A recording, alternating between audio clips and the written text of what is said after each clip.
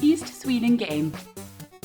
My name is David, as someone said, and I work at a studio in Stockholm called Ichigoichie, which means one chance in a lifetime in Japanese. Today what I'm going to do is talk to you about a game that we shipped last year called Hexagroove.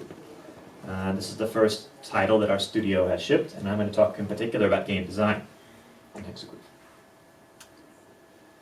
Good afternoon. So how many people here are musicians? Couple? Yeah? How many people here are game designers? A few more? A couple more than musicians, okay.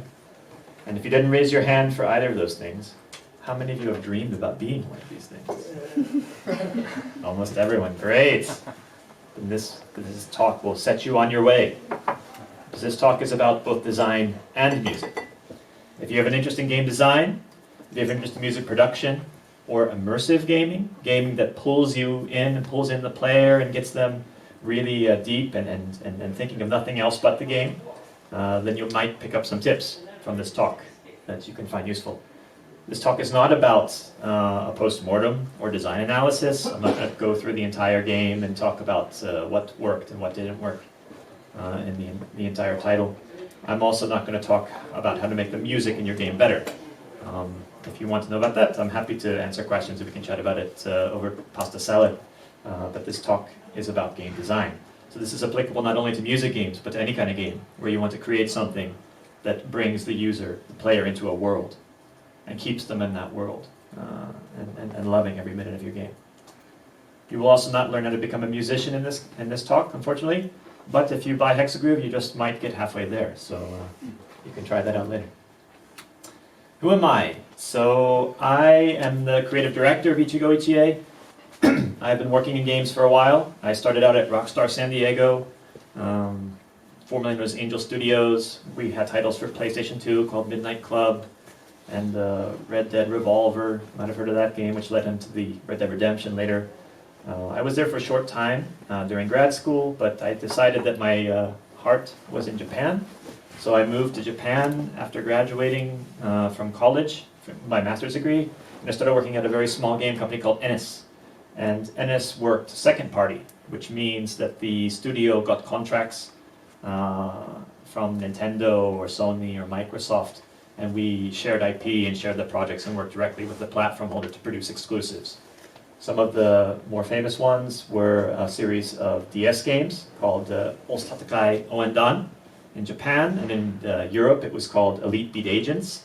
So we took the theme and transported these cheerleading savior Japanese men into pompadour-wearing Men in Black type characters. And this game series was on Nintendo DS and was very popular in the rhythm game genre. I also worked on a title called Guitarman Lives. Guitarman was a game made on PS2 originally by Koei with Ennis, and I worked on the PSP version. And then the second half of my career there, I worked with Microsoft a lot. So we built Microsoft Premier titles for karaoke, and then later some dance games with Ubisoft with the Kinect. So music has been in the history of me making games for a long time. After living in Japan for 11 years, then what I did was I moved to Sweden. I wanted to learn more about music and helping people create music, not just through games, but through software and other things. So I started working at a company called Propellerhead, which is in Stockholm. They make some software called Reason that you can make your own songs on your computer. I worked in the mobile division. I worked on some apps called Figure and Take for people that wanted to make beats or record their voice, or maybe them playing the piano. And a social network called Alihupa, which brought musicians together. So a beat maker and a pianist could then produce a song together democratically on the internet. I met my co-founder of Ichigoichie at Propellerhead, and we founded our company in 2018 with the express purpose of building this fusion of both music and games and helping democratize the process of making music and playing games. So the games that we make are not standard music games. They're not like Guitar Hero where you have a preset song and you're emulating someone, your favorite rock star or songstress. What we want to do is we want to take music and make it a painter's brush, or we want to make it a sword, and we want to empower the player with these objects to express themselves with the music. So they fight and they conquer with the music. And that's the thing we're going to talk about today. So when we started with Hexagroove, our first game, I approached the design in a very scientific way, at least what I thought was a scientific way. So we started with a question. Can we create a satisfying gameplay experience that embodies the pleasure of music making? Okay, that's interesting. So we want to take the fun of music when it works and you're making it and move that into a game and have that be a good product. So let's continue with the scientific theme here for a second. So we move into the problem space. The pleasure of making music is sensory and it's communal. It's stimulating different parts of your brain. It can cause physical responses. Maybe you've had your hairs in your arms stick up when you heard a song that really, really affected you deeply. Music making is also, you can do it yourself alone, but it is rooted in the communication of humans going back thousands and thousands of years. For us to be on the plane, around the drum circle, and sharing a message and feelings of what it means to be human. So music making is a very powerful concept. It can affect everybody if you can just find the right conduit for it. Now, if you have a game, like for example, you're doing like a jazz improvisation or something like that, and it's very free form and everyone can do whatever they want, this can encourage expression because the possibilities are endless. But the downside of this is this can exclude a lot of people. If not everyone is at the same level of experience and is not comfortable with making music, then people will draw away from that experience and they won't get involved. So we need something that has some kind of predictability to it. So everybody knows what's going to happen next at some level. So we need something that's repetitive and something that's predictable. Repetitive and predictable music. If we can work within that kind of constraint, we can get more people involved because everybody will be closer to having a feeling in their body about what's going to happen next.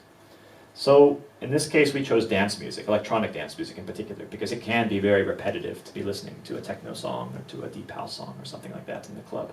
It's very easy then to dance along with these things.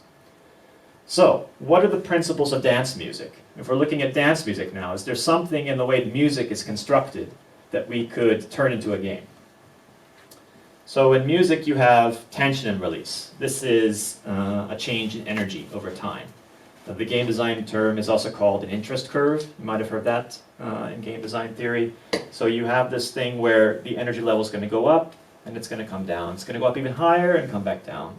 And if you listen to a pop song or a dance song, you have these different sections, these different parts of the song where the energy is coming up and you think something's going to happen and it takes that energy away from you and it gets quiet. And then it comes back and there's repetition in the chorus and there's all these things. And it's massaging your brain into expecting something good to happen, expecting that pleasure to come back. So these energy changes that are in music, we can look at them in the macroscopic sense. You can look at them very long over the course of an entire song, or maybe over a section, or they could be microscopic. So those microscopic things are tiny bits of like a beat being present or a beat not being there. They take away the drum and then they put it right back.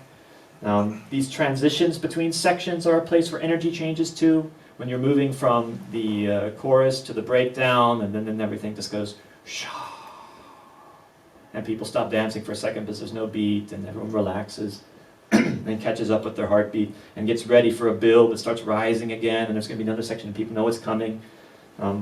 These things are about ways for the musician to control the energy level in the room. And controlling its energy level in the room will affect the people listening to the music and brings that communal sense of tying everyone together. So it's a very emotional journey that we can share in a group. So adding or removing a beat, adding or removing an instrument, changing the energy between the sections. These are kind of things that musicians do over the course of a song to get you engaged with the song. So these are the things that we could build into a game. So, putting music making on pause for a second, we're going to talk about something which is very game design centric and has nothing to do with music at the time. We're going to be talking about flow.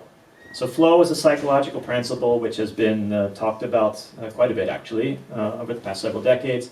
And flow is when the person is doing an activity and they are engaged and energized in what they're doing. They're focused on what's going on. There's a lot of enjoyment coming out of what they're doing, and there's a fulfilling feeling where, yes, it's a good thing that I'm doing this. This is pleasing, this is pleasurable. I want to keep doing this. It's a good thing that I'm doing this right now. And there's a number of things that can lead to flow. Flow is a state that you may want to create in your game. And these elements called inducers are what things that lead to creating flow. One of them is having clear goals. The player has to know what it is they need to do, and it needs to be unmistakable how they need to react to that. The second is there needs to be no distractions. If you have, this involves sound and things are on the screen, and also what's going on in the environment around them, both in the game and the theater in which they're playing it. Another is direct feedback. If you have direct feedback for you push button A and you see Mario jump and you hear the sound, it's quite obvious that if I push button A again, that's exactly what's going to happen. And Mario went up in the air and that sound was played because I pushed button A. That's incredibly clear feedback. And another thing is that the experience the player is doing has to be continuously challenging. If it's not challenging, it gets boring really, really fast, because people like to be challenged. So Genova Chen did some research in his thesis work where he was looking at flow and how different skill levels would affect what he called flow zones.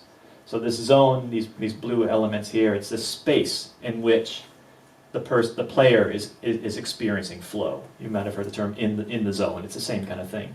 So you have challenge on one axis, which that goes higher, and you have abilities on the other. So if you have great abilities but no challenge, the experience is boring. But if you have tons of challenge and the player has no abilities, then they get very frustrated and feel like, I'm stupid, this isn't working, I don't want to do this, and they leave right away. So what you want to have is this space that's a good balance between challenge and abilities. And you need to change it over time. So as you proceed deeper into the game, the player needs to be in challenge slightly more, and the challenge has to just barely outstrip their abilities so they believe that they can clear this task if they just work a little bit harder. If you go too high, as I mentioned, then towards challenge you're having anxiety. If you go too low, you're having boredom. So the thing that Genova was talking about was that the hardcore player obviously desires more challenge, whereas the novice player needs less challenge and needs to have something that fits their abilities more. So different skill levels of the player can have different levels of flow. And then as a game designer, we need to be cognizant of this and figure out ways to accommodate more players with the same game. Obviously, that's one very simple way of doing this is having different difficulty level, where you have like easy, medium, hard. But that's something that rigid can shut people out. Maybe they get in too much, they want to see what it's like in medium, but it's too much for them, and it's a very binary thing, or they miss the good ending if they do one and not the other, and stuff like that. So what I think is that not just different skill sets, but I think different kinds of feedback can broaden and reinforce the zones of flow. Because different people respond to different feedback in different ways. And that's my hypothesis. In working with Hexagroove, we try to broaden that as much as possible to give the player more payoff for the same kind of challenge, to bring more people into the mix. So Hexagroove is a music strategy game for Nintendo Switch. It's our first title. We developed it in 12 months, starting with 2 people at the beginning and having at peak about 5 people involved. We shipped it in America and Europe first in October, and then in Japan in December last year. It's 1 to 4 player couch co-op, so you can sit with your friends and live out the dream of being a DJ and playing music and performing. And we have 11 different dance genres, so each of the levels is a different genre of music that the player can encounter and learn the differences from. So I will show you a short trailer for the game.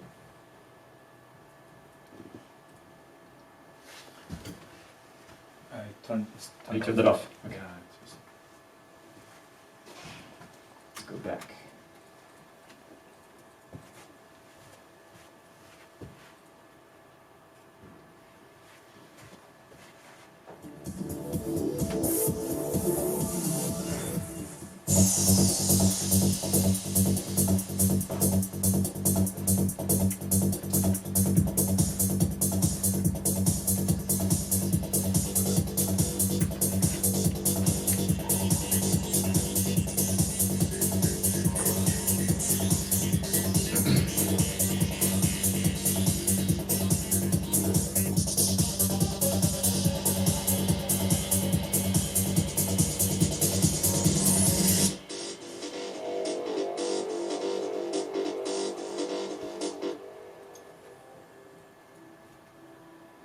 So, coming back to Hexagroove, I mentioned that I was taking kind of a quasi-scientific approach to seeing if we could build the game. So I had some hypotheses at the beginning. My hypotheses were that music making can be guided, that we can pull you along the path to being a musician, and also that making music can be fun and easy. There's also a caveat that game-assisted performing of music, not just making it, can be both challenging and rewarding. And now we're starting to hear words that were popping up earlier in the talk, right, about abilities and challenge and payoff and some kind of direct feedback. So these kind of things we believe we could accomplish with Hexagroove, which is a very novel interaction for playing music. Collaborating and competing in this can also be fun, was a corollary we thought we could add to this. So the way that we're going to be talking today is this is a graphical flowchart of the core game loop of Hexagroove, and I've blurred out all the parts that aren't important. The point that we're talking about today is this one parallelogram and this diamond, which is a decision. So in Hexagroove, the user is going to add or remove musical loops. It could be a drum loop, it could be a bass loop, it could be a chord loop. It's just going to be a looping piece of music which has one instrument that somehow contributes to a song that they're playing. And the player turns these off and on.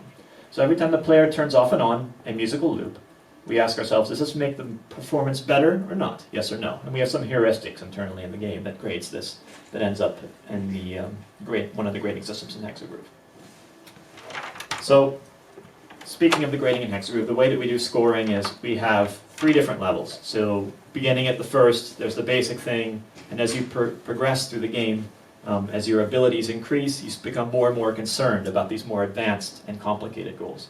The first goal, of course, is to stay alive. So in Hexagroove, you're in a club, and you're playing music for a bunch of people in the club. And your goal is to get through the stage before the audience gets bored and leaves. So there's an amount of time. The clock is ticking. And the clock ticks down in its effect both by regular wall clock time, because as time passes, people get bored, they get tired, they go home. That happens regardless of what you're doing. But also, what you're doing can speed that up. So if you're throwing beats at all the wrong times, and you're doing a terrible job, then people aren't going to hang around and listen to that, and they're going to leave.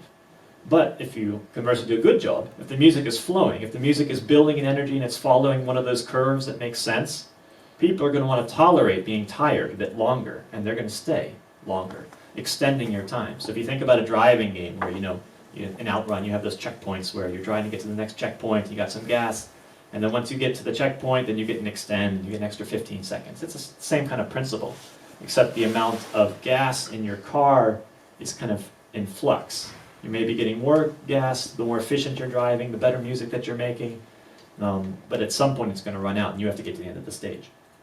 So that's the priority 1, staying alive. The second priority, after you can start clearing the levels, is that you want to get an S rank. So Hexagroove has like a Step Mania or Dance Dance Revolution type system where you have S, A, B, C ranks, which are grading how well you followed these 6 rules of music making, which we have in the game, these 6 rules of dance music that determine how well you're performing.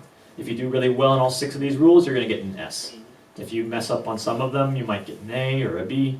If you just barely squeak by, you're going to get a C. So the player has a goal to get an S rank, and they want to have all S's on their report card for all of the stages they've played and all the clubs they've been in.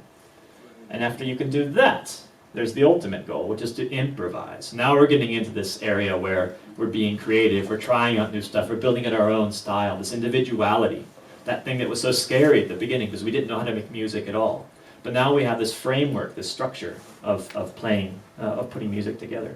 So we're going to improvise for points. There's things that DJs do to drive the energy up and down to keep the audience keep dancing, these tricks.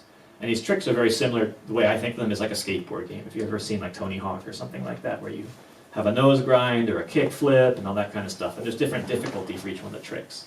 You do a high difficulty trick, you get extra points. You do a low difficulty trick, you get a couple of points. So while you're making this music, you can juggle these loops around in different kind of ways and do it just like the DJs in the clubs do.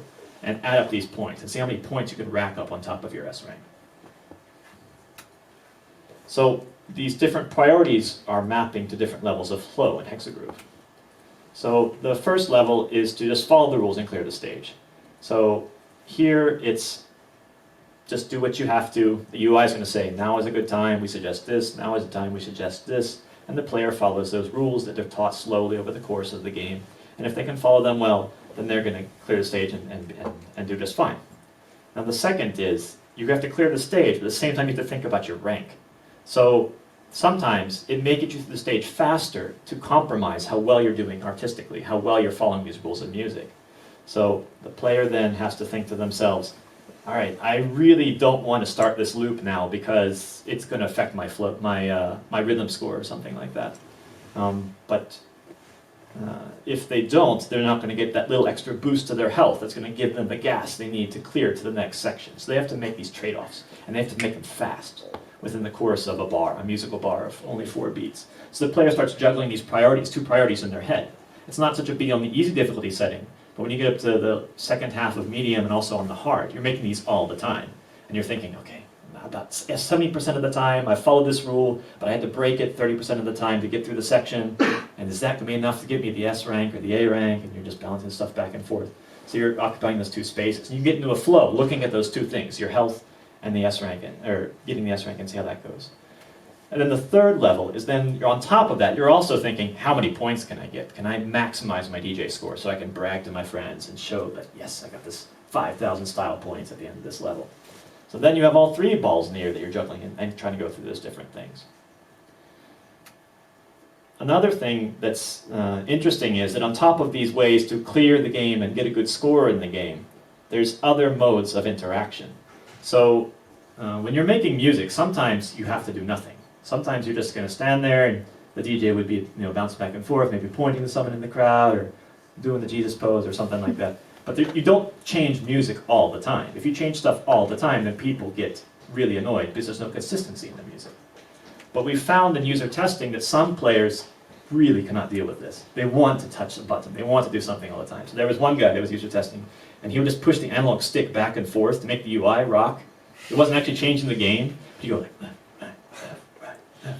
because he wanted something to do. He had to have something to do when there were no moves left on the board and the music just needed to be playing. So we introduced this new kind of mini game where when there's no moves left on the board, when musically you should not be doing anything at all, a beach ball shoots out from the side and it starts getting juggled around in the crowd. And then the beach ball is bouncing to the beat. So if you just tap the button, cha, cha, on the back beat, you can have the beach ball going and there's a counter that goes up and like, oh, you have 70 combos for your beach ball juggling and stuff like that. And that is so satisfying to people. And these people that had to twitch and had to push a button were so pleased. And they're like, oh, thank you. Like this made the game perfect for them. So we increased the flow ability for more players by adding a type of interaction specifically for people that required a kind of feedback loop. And this is not required to beat the game. You don't have to do it to get an S rank. In fact, it affects the score in no way whatsoever. But it doesn't matter because it makes people feel like they're really having a good time. And the thing is, people got so involved with it that they would keep jumping the beach ball, and then they would die because they were supposed to be changing the music, and they would stop paying attention to the music. They were just paying attention to juggling the beach ball around. So we tweaked it that when a new move appears on the board, when it is a good time to change the music, the beach ball disappears automatically. Oh, now I'm not distracted anymore. So now I can go back and go back to my prime task, which is making music and following the rules so I can play it well. An alternative to this is the feedback that you get out of the game itself. So you have music going, you have visual effects. This game is really built about recreating the vibe of being inside of a club. You have confetti cannons, you have bubbles, you got foam coming down, there's lights on the screen, and all kinds of like crazy pyrotechnics and things like that going on. And that kind of stuff too is all synchronized to the music. When we make our games, everything we do is synchronized to the music. All of the feedback, all of the particles, all of the player choices. And when you do that, that's the difference between a great music game and a sloppy music game. And this great music game has all this stuff, and it becomes very calming and soothing, and oh, here comes the next beat, and there's going to be confetti cannon because I just did a good job, and that anticipation kicks in, and everybody knows it's coming. So this is a thing that I call Cockpit Lights, and I'll talk about this a bit more in a second. So to emphasize those different priorities here, I'm going to show you parts of the UI. So this is the main UI in Hexagroove. It's called the Loop Launcher. You have up to 8 different instruments. Each one, it's one of these circles around. Right now we have 6 out here. And we have 5 instruments playing, and 1 is stopped. And we have 4 instruments which are giving this kind of purple energy to the center. We call euphoria. And that's the thing that drives you through the game. So when that pink ball is all the way full, you've hit a checkpoint, and you're ready to extend to the next section. So how artfully you turn on these loops gives you more euphoria. And there's also musical attributes, so like a lead or a chord would give you more euphoria than a drum. because those melodic instruments affect people a lot deeper. But musically also we make it so that those need to be changed more often too, because maybe a hook or a melody can get really annoying as well, but you don't mind a drum that plays 4 on the floor all the way for a long time. So this is the first priority. The player looks at the most important piece of real estate on the screen and focuses just on this part. Now the second part is about dying and also combos and things like that. So we have these gauges in the upper left-hand corner. And you don't look at these very often, but if you start playing a hard difficulty setting, where you have to go back between that juggling of the priorities, where clearing the level, following the rules, but also staying alive. Now you're going to look at that red bar, which is going to go down over time, because the audience is getting more and more tired. And you're going to look between that and look how far you are. How far am I? How much health do I have left? That's my timer, that's my progression. And then you think, okay, now I have to break one of the rules. I'm going to turn on that gray loop so I get enough euphoria to kick me over to the edge and get me to the next section.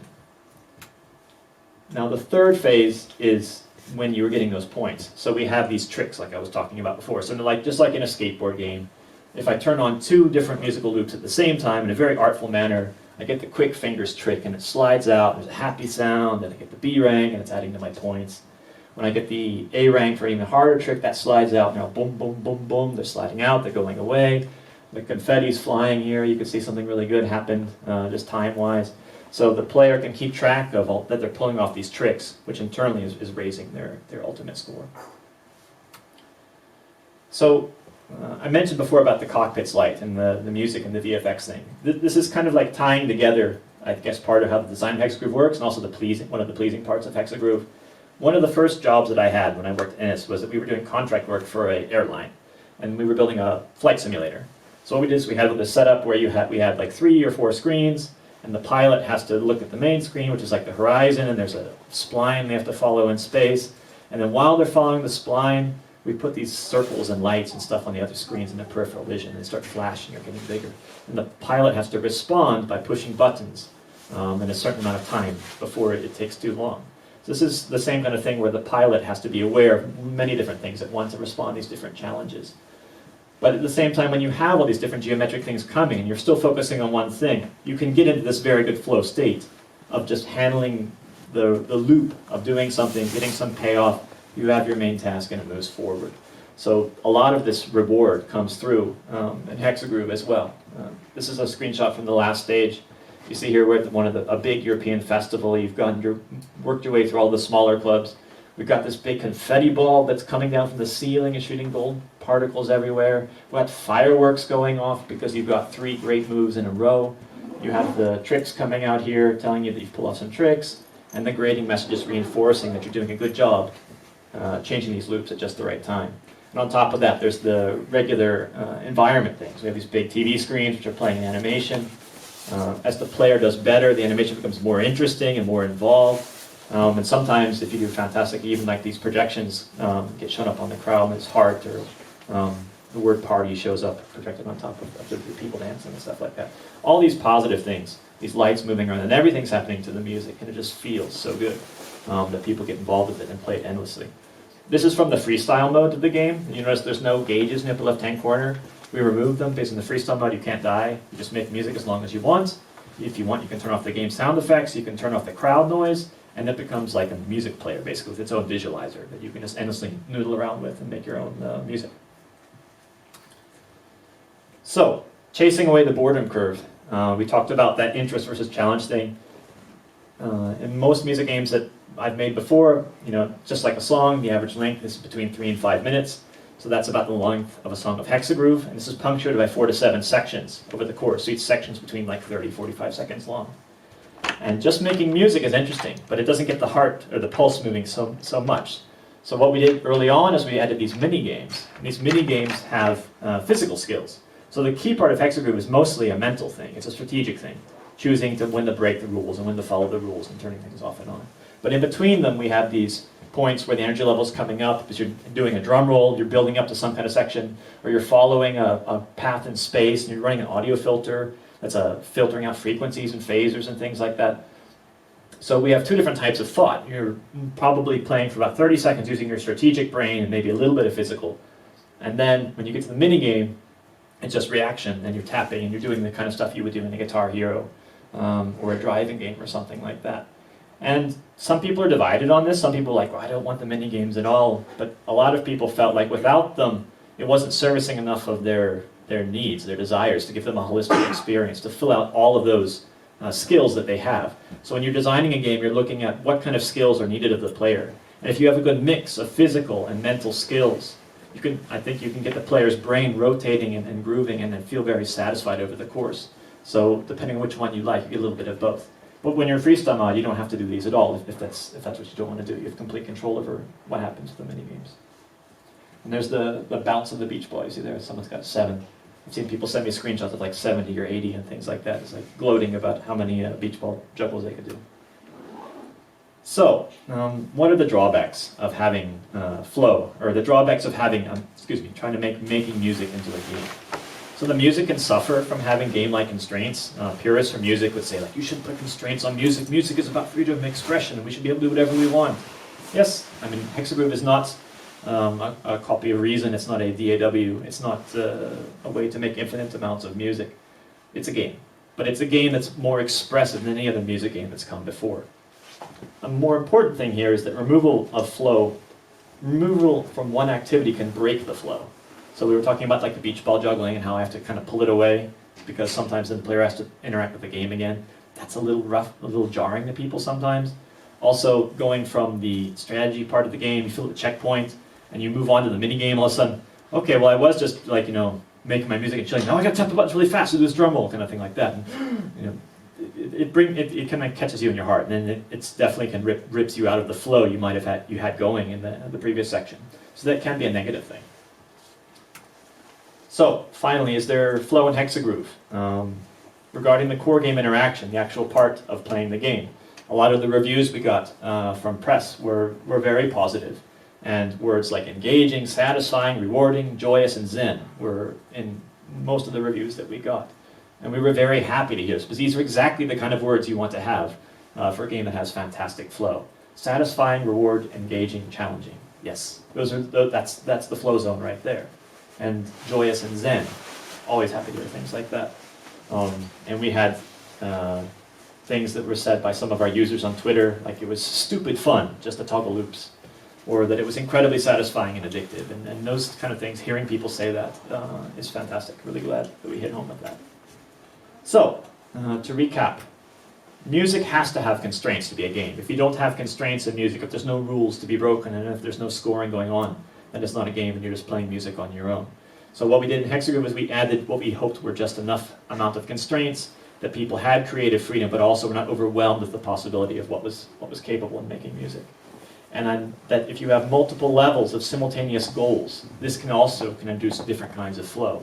I think there's 4 or 5 discrete ways you can get into flow with Hexa Groove, just by balancing the goals and the kind of interactions that we have.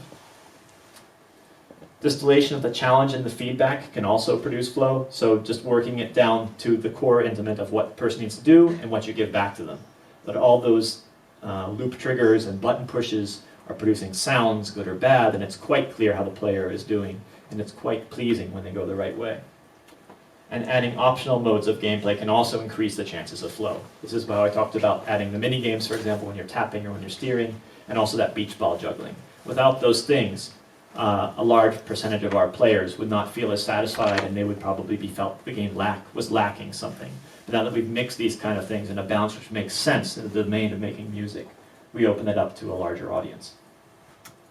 So thank you very much for your time, and I'm happy to take any questions you have. You can find out more about our company and our game on Twitter. We also have a Discord, which is not on here, and I welcome you all to join us on the journey to becoming fantastic DJs. Thanks. We have time for questions. Anyone? Yeah, one.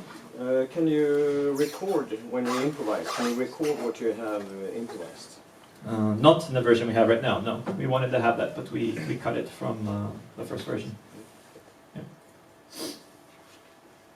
Yes? Was it hard to nail all the game design choices? I mean, did you figure it out on paper and in your head and then you just implemented it and it turned out as you expected? Or was it more like, oh, this didn't work, or that cannot work like that, and you have to change it and iterate it a lot. I think that the core of how Hexagroove works as a single player experience was just kind of done. I had an idea and I did a little bit of thought up front, but then after that was stream of consciousness. There was not a lot of iteration. We got lucky in that sense, I guess, but we didn't have a lot of time to build the game. The biggest challenges we had with the game were in educating the player how to play it, because it's such a strange and new kind of game. We have to iterate with that a lot. But most of everything from the mini games to the changing of loops and the rules of music, that was just done once, and then it fortunately stuck all the way through. Cool. Interesting. Yes? How do you tell the players that it's time to like change the gameplay mode? Like when you go from just switching out the loops. Yeah, to a mini game. to a mini game. Yeah. Like So how when do you tell them? when the pink ball fills all the way up, Mm? it automatically starts the process, so it's not manual, it's automatic, and there's an Yeah. animation, and there's a sound, and the entire UI sweeps back in like Z space, Mm? and the background fades out, and a new interface comes in on top of it. All right. And then they have kind of a bullet time, where they're choosing their loops from the next section. And then after that, they manually commit that with the button. And then that, again, we have a sweeping animation, Yeah. and then they're in the space, or nirvana, or whatever you want to call the place where the mini games are happening. It's not a question actually, but I can imagine. I dance a lot, Mhm. and I can imagine that this would make me more musical. I think, I don't have any empirical data to say that that's the case or not, but the ultimate goal for me in making Hexagroove is that people that play it will become more musical than they were before, or at least be inspired to try something else, to try to make their own music, or to try to DJ, or to pick up a turntable or an instrument or an app or something like that. I'm a big believer that games, aspirational games, are some of the best games, because you take something that people think they have no ability to do whatsoever, and you take their current skill level and you find someplace about 30-40% the way through, and make them bigger than what they are every day. But not so big that they don't believe it at all, but big enough that they feel like, yes, I'm really doing this. And fulfilling those kind of dreams, like to be a better dancer, to be a better musician, or to do something you didn't think you could do before. I think that's fantastic. And that's my ultimate goal in the games that I make. Yes? You mentioned there's a S ranking, so Mhm. what's the mechanism to score player? I'm sorry? What's the mechanism to score, to give the player the score? The higher, like how can you tell which? Of which rank they get. So there's 6 rules that we have in the game: freshness, flow, drama, rhythm, control, and one shot. And they're all shown in different parts of the UI. So if you follow the UI cues for each one of these things properly, perfectly, you get a 10. And I think it's like if you get more than 90 or 93% average out of all of them together, then you get the S. And then if it's like 85, you get the A, and things like that. So it's just quantization or quantification of how many times they fail to follow the rules or follow the rules. So left hand, the red column is more like a more subjective ranking or measurement. The right hand, the blue column is more like about how you fit the reason or something like that. Yeah, I think that the Just few very different interesting. colors just for UI wise, like that was the way that we went with it. But the ones on the freshness and flow are very simple, Mhm. like in terms of whether it's a yes, you're doing this, or you're not. So is rhythm and control. Mm. That's you either hit the thing or you didn't, or you're on the line or you're not. And then the 2 on the bottom, actually, drama and one shot, are the nebulous kind of ones that are actually more subjective. Yeah. Interesting. Yeah. Yes. Is there something you felt like you could have improved on the game development parts personally? Something you could have added Is there something I could have added to the game? that you felt would be personally better for it? Lots of stuff. Do you mean like another feature or some way to improve the new user experience? Like what aspect are you looking for? Improvements that you could have made, like at the start of the game or something. Like you felt like Yeah, the onboarding definitely is where I think the game is weakest, and we didn't really, the onboarding that we have we didn't build until like the last couple weeks before we shipped. Doing a tutorial which conveys what the people need and also gets them excited about the game and lets them want to play more is very, very hard, and that usually takes a lot of repetition.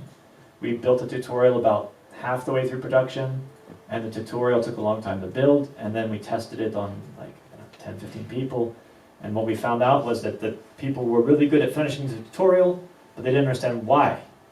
They still didn't understand what are these 6 things, why did I do this, and what's the point, that kind of thing like that. Because we built a tutorial and tried to make it with no text, because we didn't want to localize, and text is boring, who wants to read text and things like that. But we didn't have a language to convey to people why it was so important to turn it on when it was green as opposed to blue and things like that. So we just scrapped it. As we talked to Nintendo, we asked them, should we make the tutorial better, or should we polish the core game? And all of the people in Nintendo were like, polish the core game. Just put up videos or something later. And I think it was the right choice, because if the core game wasn't as slick and we had a better tutorial, I personally, I guess, would probably feel more let down by it. But I really wish that I could take more time and make it better, so people that don't get it could. Thanks, good question. Do you have a dedicated UX or UI person with like traditional schooling or stuff, or was it more? No, it's just me. Okay. And I don't have deep schooling in either of those things. I mean, it's just some courses in college, and it probably shows a lot.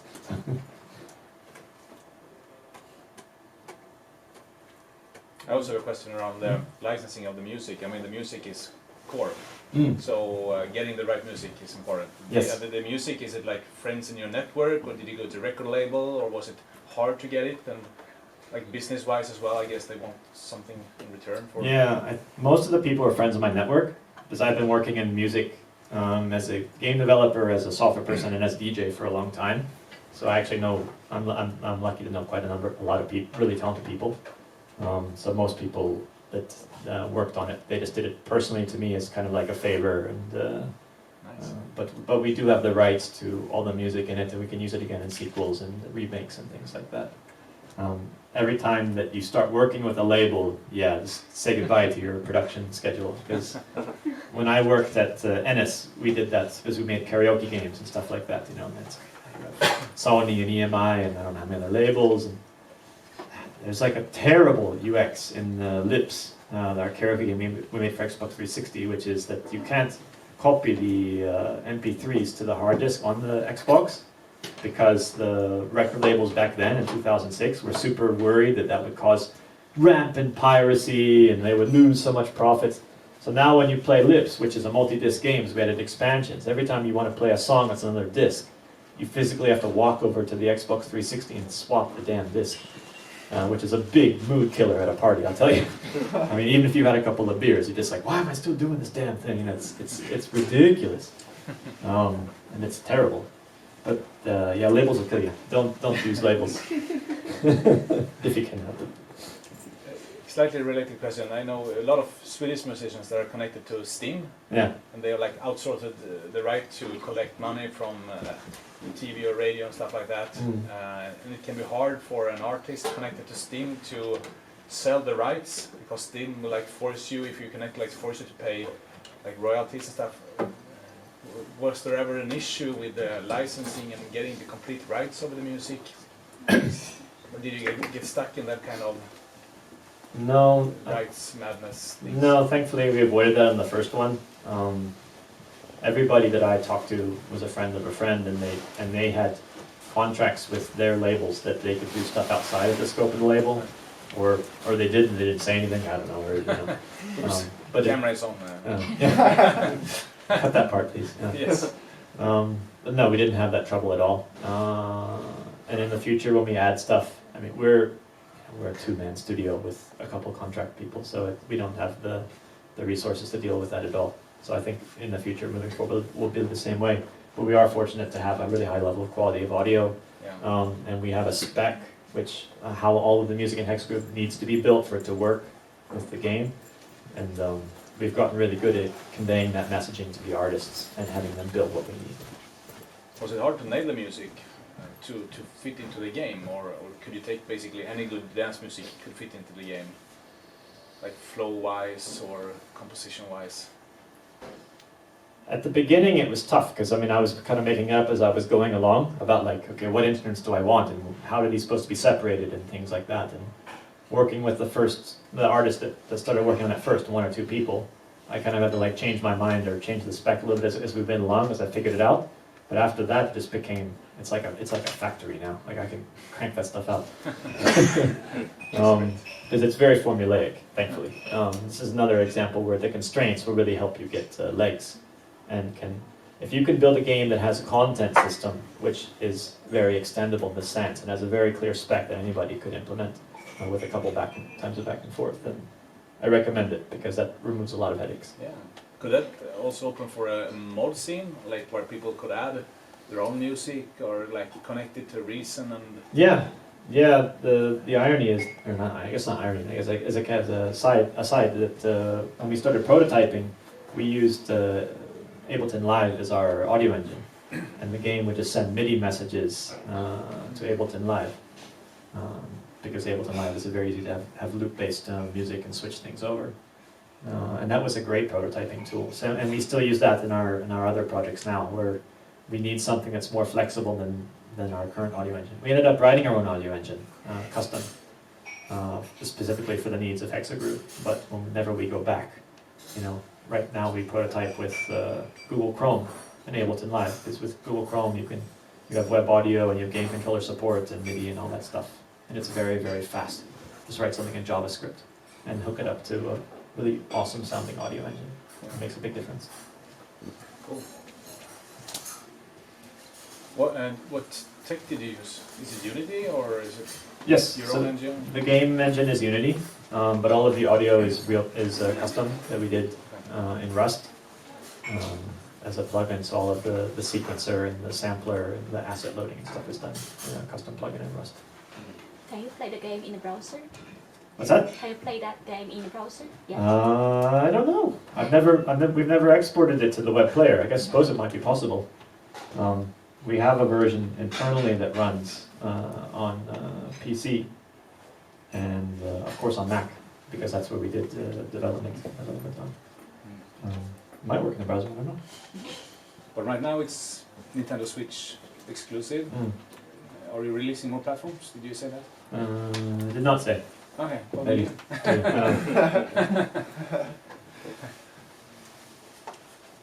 Will you release it for platforms? What's that? Are you planning more platforms? I don't know. So you should buy it on Switch now. That might affect the number of platforms. Yeah. And then buy it again, Yeah. if there were more. And speaking of it, we have 2 switches Yeah, here, so you can try the game. we have mine. I have mine too. Yeah, On I the have Switch mine Lite. too. No dock for the TV, unfortunately, so I have to do it. But I have a nice pair of headphones. And Switch Lite. Yes. Any more questions, or?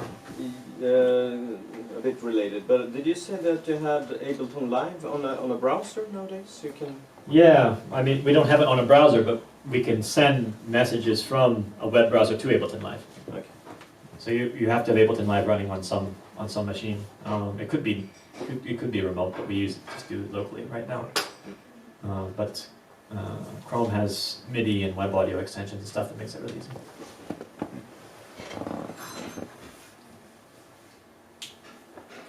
Nice.